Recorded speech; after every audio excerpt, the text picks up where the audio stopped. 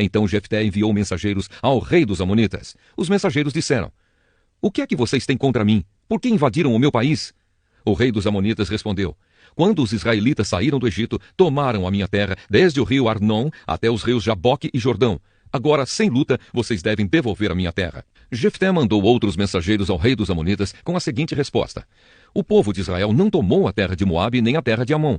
Quando os israelitas saíram do Egito, foram pelo deserto até o golfo de Acaba e daí até Cádiz. Eles mandaram mensageiros ao rei dos edomitas, pedindo licença para passar pelas suas terras, mas ele não deixou. Então os israelitas pediram a mesma coisa ao rei de Moabe, porém ele também não deixou. Por isso os israelitas ficaram em Cádiz. Eles foram pelo deserto, rodearam a terra dos edomitas e dos moabitas e chegaram até a parte leste de Moabe, no outro lado do rio Arnon. Acamparam ali, mas não atravessaram o rio, porque estava na fronteira de Moabe. Aí os israelitas mandaram mensageiros a Seom, o rei amorreu de Hesbom, e pediram licença para atravessar aquele país, a fim de poderem chegar à sua terra. Mas Seom não deixou.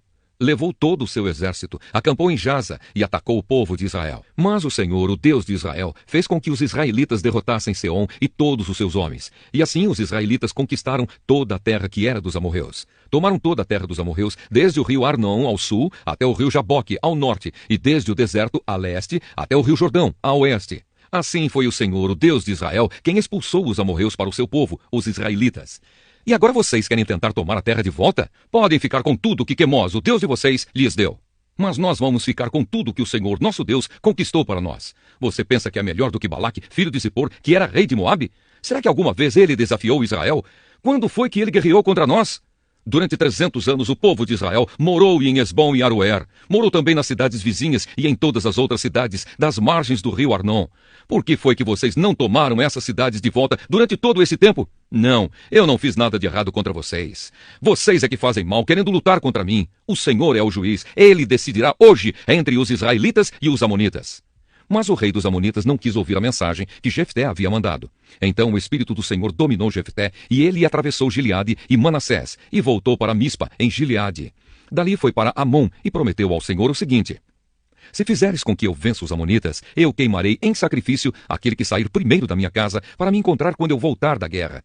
Eu o oferecerei em sacrifício a ti." Então Jefté atravessou o rio para lutar contra os amonitas, e o Senhor lhe deu a vitória. Ele derrotou os amonitas desde Aroer até perto de Minite, 20 cidades ao todo, e continuou até Abel-Queramim. Houve uma grande matança, e os israelitas derrotaram os amonitas. A filha de Jefté. Quando Jefté voltou para sua casa em Mispa, a sua filha saiu ao seu encontro, dançando e tocando pandeiro. Era filha única, ele não tinha mais nenhuma filha ou filho. Quando Jefté a viu, ficou desesperado, rasgou as suas roupas e disse: "Ah, minha filha, você está partindo o meu coração. Por que tem de ser você quem me vai fazer sofrer? Eu fiz uma promessa a Deus, o Senhor, e não posso voltar atrás." Ela respondeu: "Se o Senhor fez uma promessa ao Senhor Deus, faça de mim o que prometeu, pois o Senhor Deus deixou que o Senhor se vingasse dos nossos inimigos, os amonitas." E continuou: "Só peço uma coisa, deixe que eu vá com as minhas amigas pelos montes e chore durante 2 meses, porque nunca chegarei a ser mãe." E o pai deixou que ela fosse por 2 meses. Então ela e as suas amigas saíram pelas montanhas, chorando, porque ela nunca chegaria a ser mãe.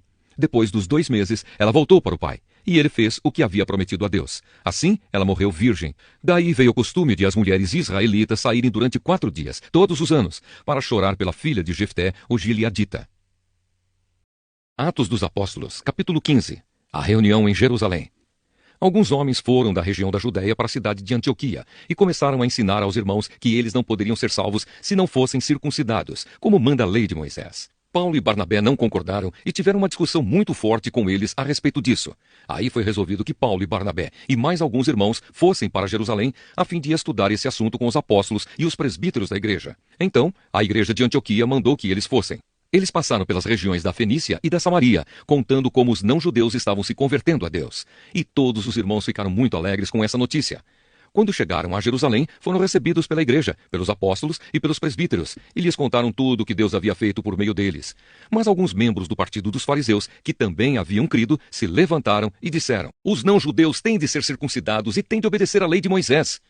Então os apóstolos e os presbíteros se reuniram para estudar o assunto. Depois de muita discussão, Pedro se levantou e disse: "Meus irmãos, vocês sabem que há muito tempo Deus me escolheu entre vocês para anunciar o evangelho aos não-judeus, a fim de que eles pudessem ouvir e crer. E Deus, que conhece o coração de todos, mostrou que aceita os não-judeus, pois deu o Espírito Santo também a eles, assim como tinha dado a nós. Deus não fez nenhuma diferença entre nós e eles. Ele perdoou os pecados deles porque eles creram. Então, por que é que vocês estão querendo pôr Deus à prova, colocando uma carga nas costas dos que agora estão crendo? E essa carga nem nós, nem os nossos antepassados pudemos carregar. Pelo contrário, por meio da graça do Senhor Jesus, nós, judeus, cremos e somos salvos, do mesmo modo que os não-judeus. Então todos os que estavam ali ficaram calados e escutaram Barnabé e Paulo contarem todos os milagres e maravilhas que Deus tinha feito por meio deles entre os não-judeus. Quando eles terminaram de falar, Tiago disse: Meus irmãos, escutem. Simão acabou de explicar como Deus primeiro mostrou seu cuidado pelos não-judeus, escolhendo do meio deles um povo que seria dele. As palavras dos profetas estão bem de acordo com isso, pois as Escrituras Sagradas dizem: Depois disso eu voltarei, diz o Senhor, e construirei de novo o reino de Davi, que é como uma casa que caiu. Juntarei de novo os pedaços dela e tornarei a levantá-la. Assim todas as outras pessoas, todos os outros povos que eu chamei para serem meus, vão procurar conhecer o Senhor. Assim diz o Senhor, que anunciou essas coisas desde os tempos antigos. E Tiago continuou: A minha opinião é esta. Eu acho que não devemos atrapalhar os não-judeus que estão se convertendo a Deus. Penso que devemos escrever a eles uma carta, dizendo que não comam a carne de animais que foram oferecidos em sacrifício aos ídolos, que não pratiquem imoralidade sexual, que não comam a carne de nenhum animal que tenha sido estrangulado e que não comam sangue, pois desde os tempos antigos a lei de Moisés tem sido lida todos os sábados nas sinagogas, e as suas palavras são anunciadas em todas as cidades. A carta para os não-judeus. Então os apóstolos e os presbíteros, com o apoio de toda a igreja, resolveram escolher entre eles alguns homens e mandá-los para Antioquia com Paulo e Barnabé. Os escolhidos foram Judas, chamado Barsabás, e Silas. Esses dois homens eram muito respeitados pelos membros da igreja e mandaram por eles a seguinte carta: Nós, os apóstolos e os presbíteros, irmãos de vocês, mandamos saudações aos nossos irmãos não-judeus que vivem em Antioquia e na província da Síria e da região da Cilícia. Soubemos que alguns do nosso grupo foram até aí e disseram coisas que criaram problemas para vocês.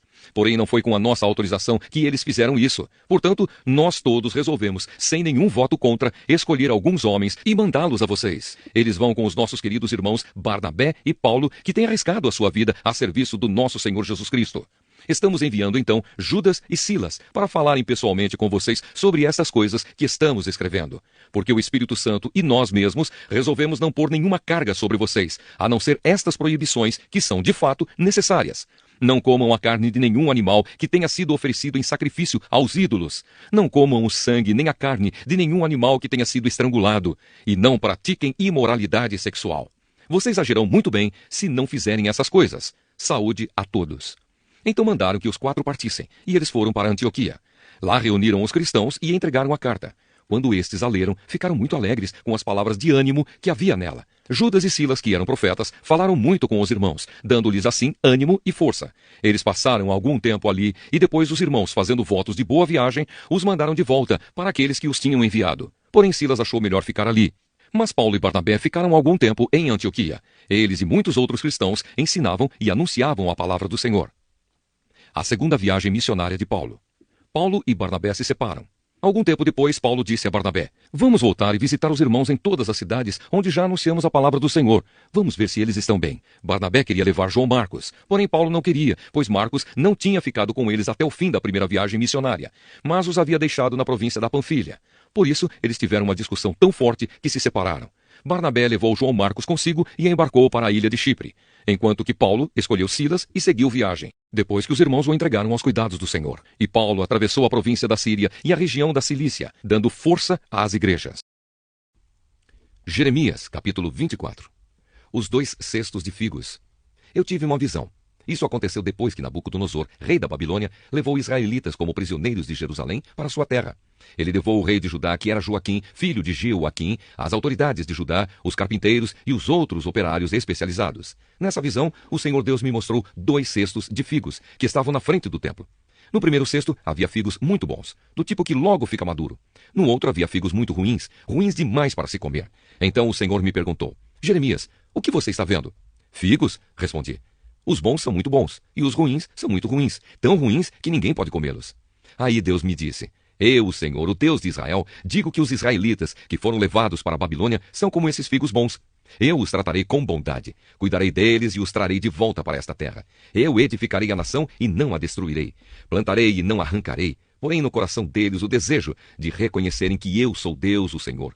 Então eles serão o meu povo e eu serei o seu Deus, porque com todo o coração vão voltar para mim. Eu, o Senhor, vou tratar como figos ruins, que não podem ser comidos, as seguintes pessoas: o rei Zedequias de Judá, os políticos que estão com ele e o resto do povo de Jerusalém, tanto os que ficaram nesta terra como os que se mudaram para o Egito. Farei cair sobre eles uma desgraça tão grande que todas as nações do mundo vão ficar horrorizadas. As pessoas vão zombar deles, fazer piadas e caçoar. E em todos os lugares onde eu os espalhar, o nome deles será usado para rogar pragas. Mandarei contra eles guerra, fome e doença, até que desapareçam da terra que dei a eles e aos seus antepassados. O Evangelho de Marcos, capítulo 10. Jesus fala sobre o divórcio. Jesus saiu daquele lugar e foi para a região da Judéia, que fica no lado leste do Rio Jordão. Uma grande multidão se ajuntou outra vez em volta dele e ele ensinava a todos, como era o seu costume. Alguns fariseus, querendo conseguir uma prova contra ele, perguntaram: de acordo com a nossa lei, um homem pode mandar a sua esposa embora? Jesus respondeu com esta pergunta: o que foi que Moisés mandou? Eles responderam: Moisés permitiu ao homem dar à sua esposa um documento de divórcio e mandá-la embora. Então Jesus disse: Moisés escreveu esse mandamento para vocês por causa da dureza do coração de vocês. Mas no começo, quando foram criadas todas as coisas, foi dito: Deus os fez homem e mulher. Por isso, o homem deixa o seu pai e a sua mãe para se unir com a sua mulher, e os dois se tornam uma só pessoa. Assim, já não são duas pessoas, mas uma só. Portanto, que ninguém separe o que Deus uniu. Quando já estavam em casa, os discípulos tornaram a fazer perguntas sobre esse assunto. E Jesus respondeu: o homem que mandar a sua esposa embora e casar com outra mulher estará cometendo adultério contra a sua esposa. E se a mulher mandar o seu marido embora e casar com outro homem, ela também estará cometendo adultério. Jesus e as crianças. Depois disso, algumas pessoas levaram as suas crianças a Jesus para que ele as abençoasse. Mas os discípulos repreenderam aquelas pessoas. Quando viu isso, Jesus não gostou e disse: deixe que as crianças venham a mim e não proíbam que elas façam isso, pois o reino de Deus é das pessoas que são como estas crianças. Eu afirmo a vocês que isto é verdade. Quem não receber o reino de Deus como uma criança, nunca entrará nele. Então Jesus abraçou as crianças e as abençoou, pondo as mãos sobre elas. O moço rico. Quando Jesus estava saindo de viagem, um homem veio correndo, ajoelhou-se na frente dele e perguntou: bom mestre, o que devo fazer para conseguir a vida eterna? Jesus respondeu: por que você me chama de bom? Só Deus é bom, e mais ninguém. Você conhece os mandamentos: não mate, não cometa adultério, não roube, não dê falso testemunho contra ninguém, não tire nada dos outros, respeite o seu pai e a sua mãe. Mestre, desde criança eu tenho obedecido a todos esses mandamentos, respondeu o homem.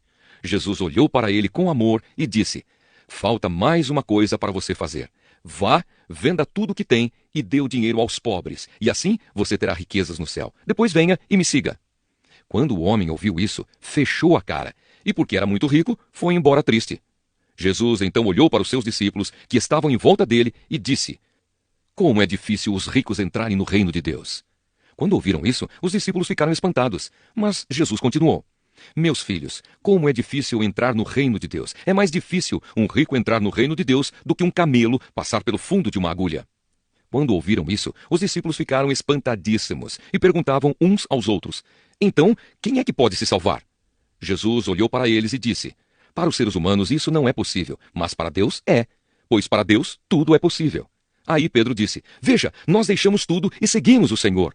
Jesus respondeu: eu afirmo a vocês que isto é verdade. Aquele que, por causa de mim e do Evangelho, deixar casa, irmãos, irmãs, mãe, pai, filhos ou terras, receberá muito mais ainda nesta vida. Receberá 100 vezes mais casas, irmãos, irmãs, mães, filhos, terras e também perseguições.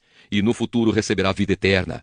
Muitos que agora são os primeiros serão os últimos, e muitos que agora são os últimos serão os primeiros. Jesus anuncia outra vez a sua morte e a sua ressurreição. Jesus e os discípulos iam pela estrada, subindo para Jerusalém. Ele caminhava na frente e os discípulos, espantados, iam atrás dele. As outras pessoas que iam com eles estavam com medo. Então Jesus chamou outra vez os discípulos para um lado e começou a falar sobre o que ia acontecer com ele. Jesus disse: escutem, nós estamos indo para Jerusalém, onde o Filho do Homem será entregue aos chefes dos sacerdotes e aos mestres da lei. Eles o condenarão à morte e o entregarão aos não-judeus. Estes vão zombar dele, cuspir nele, bater nele e matá-lo. Mas 3 dias depois ele ressuscitará. O pedido de Tiago e João. Depois Tiago e João, filhos de Zebedeu, chegaram perto de Jesus e disseram: mestre, queremos lhe pedir um favor. O que vocês querem que eu faça para vocês? Perguntou Jesus. Eles responderam: Quando o Senhor sentar-se no trono do seu reino glorioso, deixe que um de nós se sente à sua direita e o outro à sua esquerda. Jesus respondeu: Vocês não sabem o que estão pedindo. Por acaso vocês podem beber o cálice que eu vou beber e podem ser batizados como eu vou ser batizado? Eles disseram: Podemos. Então Jesus disse: De fato, vocês beberão o cálice que eu vou beber e receberão o batismo com que vou ser batizado. Mas eu não tenho direito de escolher quem vai sentar à minha direita e à minha esquerda, pois foi Deus quem preparou esses lugares e Ele os dará a quem quiser. Quando os outros 10 discípulos ouviram isso, começaram a ficar zangados com Tiago e João. Então Jesus chamou todos para perto de si e disse: Como vocês sabem, os governadores dos povos pagãos têm autoridade sobre eles e mandam neles. Mas entre vocês não pode ser assim. Pelo contrário, quem quiser ser importante, que sirva os outros. E quem quiser ser o primeiro, que seja o escravo de todos. Porque até o Filho do Homem não veio para ser servido, mas para servir e dar a sua vida para salvar muita gente. Jesus cura o cego Bartimeu. Jesus e os discípulos chegaram à cidade de Jericó. Quando ele estava saindo da cidade, com os discípulos e uma grande multidão, encontrou um cego chamado Bartimeu, filho de Timeu. O cego estava sentado na beira do caminho, pedindo esmola. Quando ouviu alguém dizer que era Jesus de Nazaré que estava passando, o cego começou a gritar: Jesus, filho de Davi, tenha pena de mim! Muitas pessoas o repreenderam e mandaram que ele calasse a boca, mas ele gritava ainda mais: Filho de Davi, tenha pena de mim! Então Jesus parou e disse: Chamem o cego. Eles chamaram e lhe disseram: Coragem, levante-se, porque ele está chamando você. Então Bartimeu jogou a sua capa para um lado, levantou-se depressa e foi até o lugar onde Jesus estava. O que é que você quer que eu faça? Perguntou Jesus. Mestre, eu quero ver de novo, respondeu ele. Vá, você está curado porque teve fé, afirmou Jesus. No mesmo instante, Bartimeu começou a ver de novo e foi seguindo Jesus pelo caminho.